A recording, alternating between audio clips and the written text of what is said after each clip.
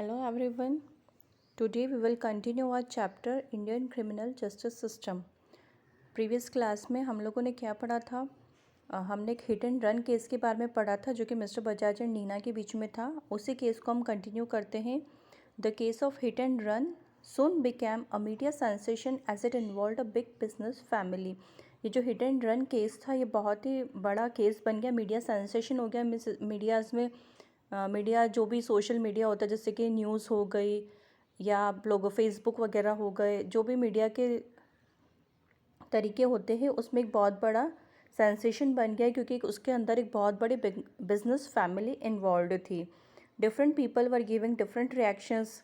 जो अलग अलग लोग अलग अलग तरह के रिएक्शन दे रहे थे. कोई मिस्टर बजाज को फेवर कर रहा था, कोई नीना को फेवर कर रहा था. Some people considered Nina and her brother brave that they had courage to stand against such big and influential people.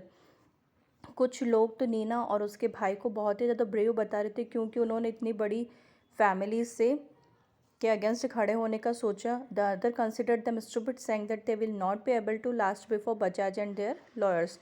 कुछ लोगों ने स्टूपिड कंसिडर कर रहे थे कि उन्हें मिस्टर बजाज और उनके लॉयर के सामने नहीं खड़ा होना था, वो लोग टिक ही नहीं पाएंगे. Amidst this all, the case was now in High Court. अब ये केस कहाँ पर पहुँच गया था? हाई कोर्ट में. Both the parties were now preparing for a court battle. दोनों पार्टी प्रिपेयर हो रही थी कोर्ट में फाइट करने के लिए. Mister Bajaj had India's top lawyers on call. अब मिस्टर बजाज तो थे बहुत ज़्यादा वेल्दी पीपल थे, रिच पीपल थे, तो उन्होंने जो टॉप लॉयर होते थे उन्हें हायर किया. He contacted the most proficient one and discussed his case him. They were pretty sure that they would win the case. अब मिस्टर बजाज को पूरा भरोसा था कि वही केस जीतेंगे. On the other hand, Nina and Sushil were in a fix. They belonged to a poor family. अब नीना और सुशील उसका भाई है. अब वो तो पुअर फैमिली को बिलोंग करते थे. उनकी मदर जो थी वो एक मेड थी और सुशील जो था वो ट्यूशन क्लासेस चलाता था जिससे उसकी अर्निंग बहुत कम होती थी. Neena was getting no pay since she was on bed rest and not attending work. Neena जो थी वो भी बेड रेस्ट पे थी, उसका एक्सीडेंट हुआ था तो वो भी कहीं से उसका पैसा नहीं आ रहा था. Their mother told them to let the case be as they did not have those many means to put up a legal fight against Bajaj, but both Nina and Sushil were adamant to on fighting for what is right. उनकी जो mama थी उन्होंने तो मना कर दिया था कि आप लोग इस केस को छोड़ दीजिए, हमारे पास इतने पैसे नहीं, हम लोग कैसे केस लड़ेंगे. लेकिन नीना और सुशील ने हार नहीं मानी. उन्होंने सोचा कि नहीं, हम लोग केस लड़ेंगे. They approached a few lawyers but they can not afford them. उन लोगों ने कुछ लॉयर्स को अप्रोच किया लेकिन वो उन्हें अफोर्ड ही नहीं कर सकते थे क्योंकि वो प्योर फैमिली से बिलोंग करते थे. सो नीना एंड सुशील अपसेट हुए.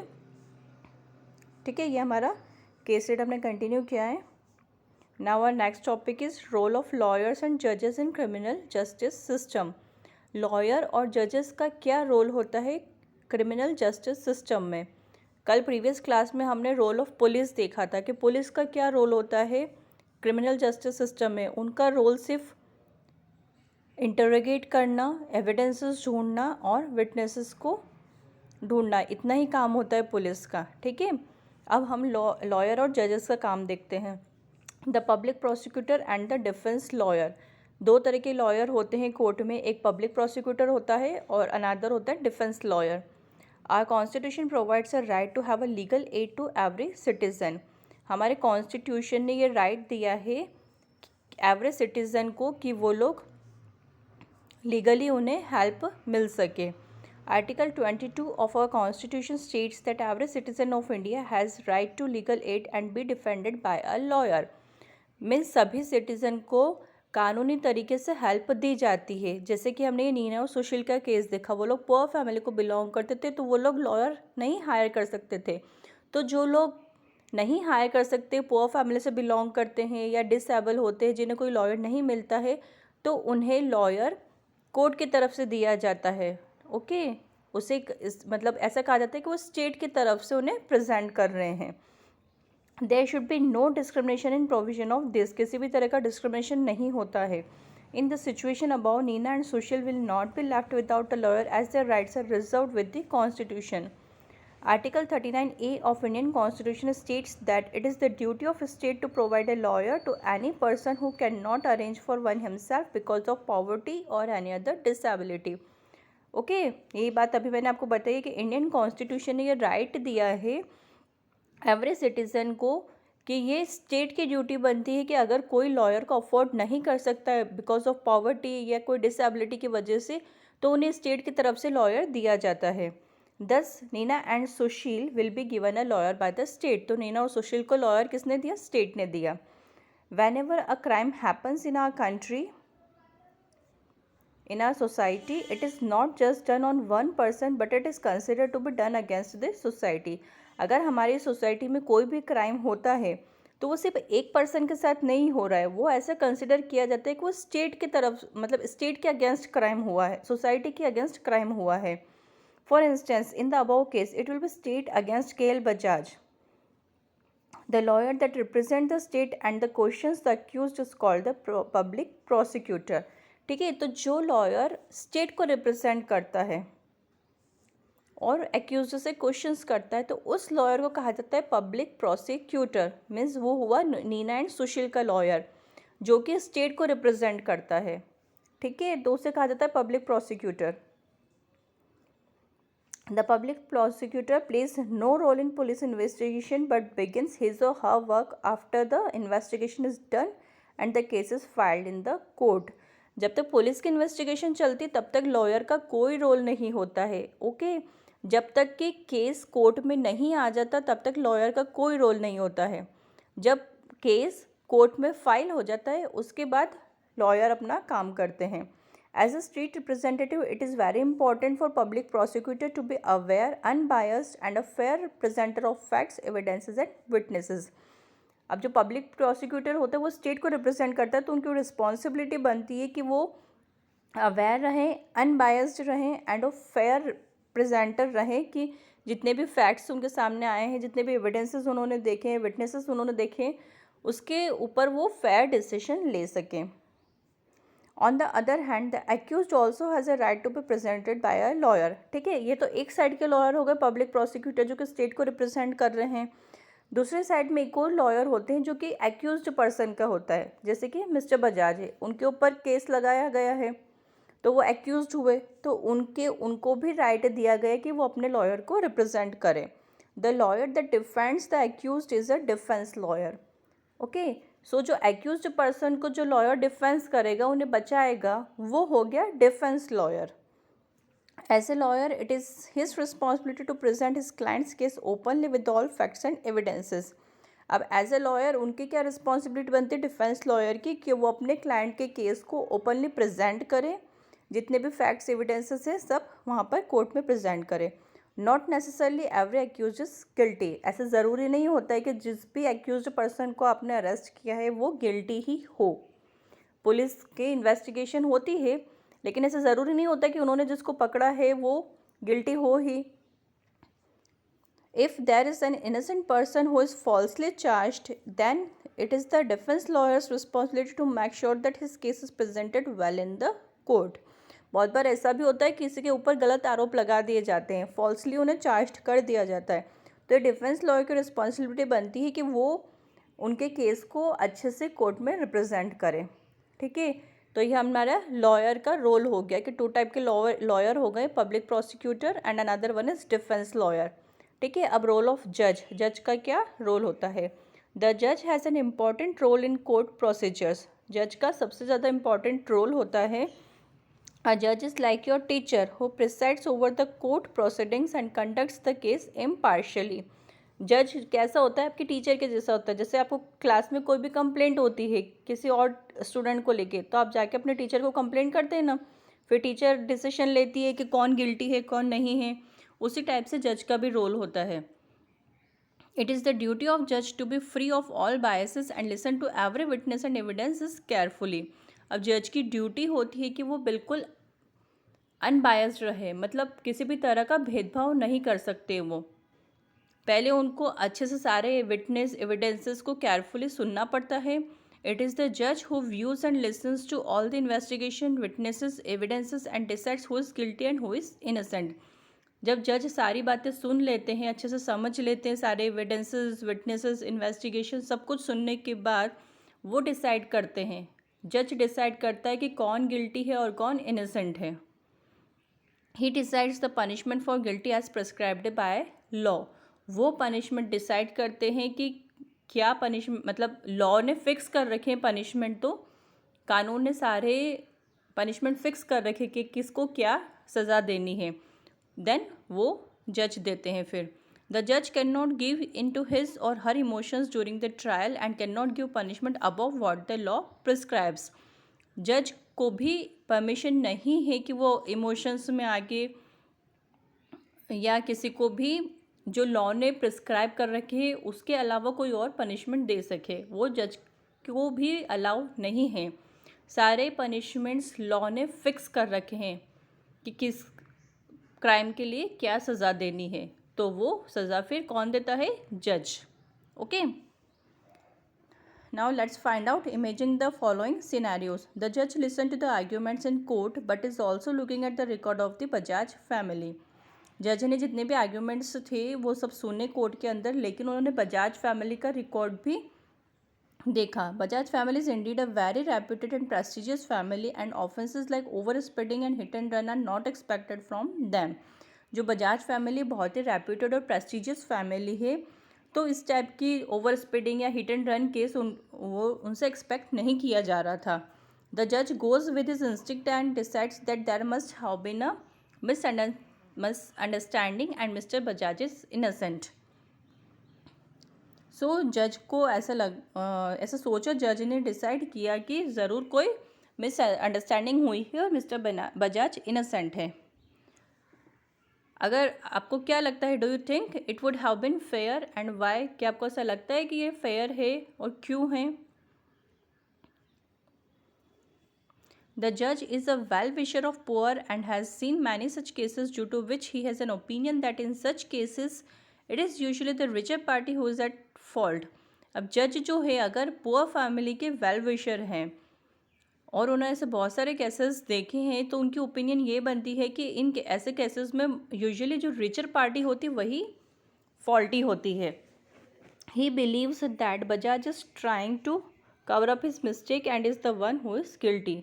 अब उनका ऐसा सोचना है कि जो मिस्टर बजाज हैं वो अपने आप को कवर अप करना चाहते हैं अपने मिस्टेक को, और वही गिल्टी हैं. As a result he does not let the defence lawyer cross examine Nina or his brother for too long. इसकी वजह से वो डिफेंस लॉयर को बहुत ज़्यादा देर तक नीना और उसके भाई को क्रॉस एग्जामिन नहीं करने देते हैं. He give more chances to speak to Nina's lawyer and as result the decision is given in favour of Neena.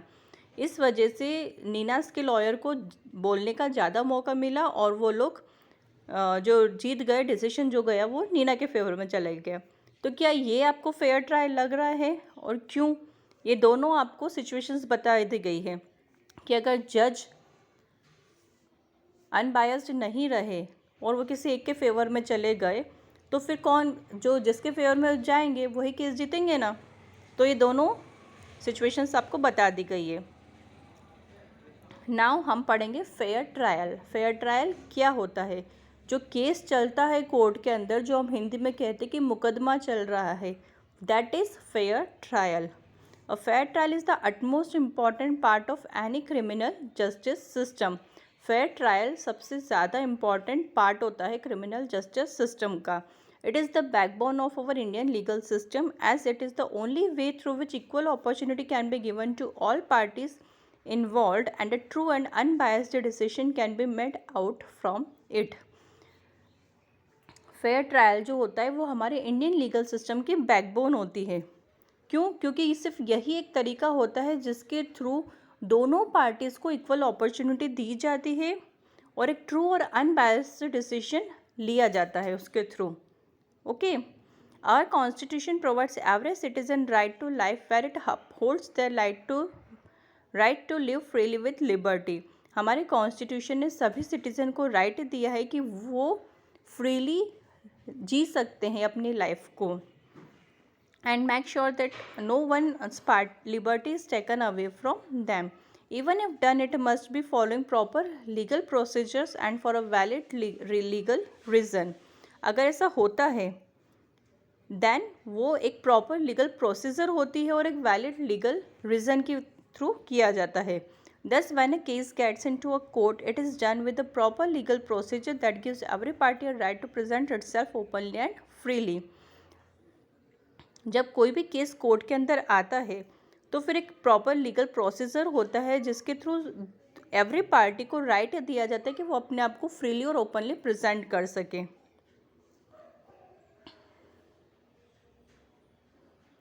A crime occurs and is considered a crime against the state. An FIR is lodged by people suffering or those connected to him or her.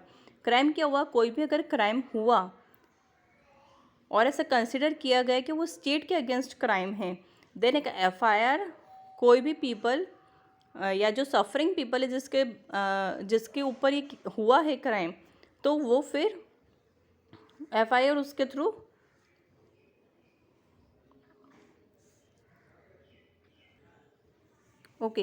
सो कोई भी crime अगर हुआ है या ऐसे consider किया कि वो स्टेट के अगेंस्ट क्राइम हुआ है, देन जो सफरिंग पीपल है या उससे कनेक्टेड जो पीपल है वो लोग FIR लिखवाएंगे. देन फिर रोल आता है पुलिस का रोल होता है कि वो इन्वेस्टिगेट करेंगे, एविडेंसेस और विटनेस कलेक्ट करेंगे. फिर एक चार्जशीट वो लोग फाइल करते हैं और उसे गिल्टी बताते हैं. देन ट्रायल होता है. Based on the chargesheet a court case is filed where both the parties are represented by their lawyers. Chargesheet के बेसिस पे कोर्ट केस में फाइल होता है. दोनों पार्टीज अपने आप को रिप्रेजेंट करती है किसके थ्रू, लॉयर्स के through. The lawyers cross examine each others witnesses and evidences. जो लॉयर होते हैं वो एक दूसरे के विटनेसेस और एविडेंसेस को क्रॉस एग्जामिन करते हैं. वाइल द जज make sure that everyone gets equal opportunity to present their case. और जज की रिस्पॉन्सिबिलिटी होती है कि वो दोनों लॉयर्स को इक्वल अपॉर्चुनिटी दें अपने आप को प्रेजेंट करने की. फिर जजमेंट होता है. द जज examines and sees all the arguments by both the sides and gives an unbiased judgement on who is guilty and who is innocent. जज अच्छे से एग्जामिन करते हैं, सभी आर्ग्यूमेंट्स को सुनते हैं दोनों साइड की.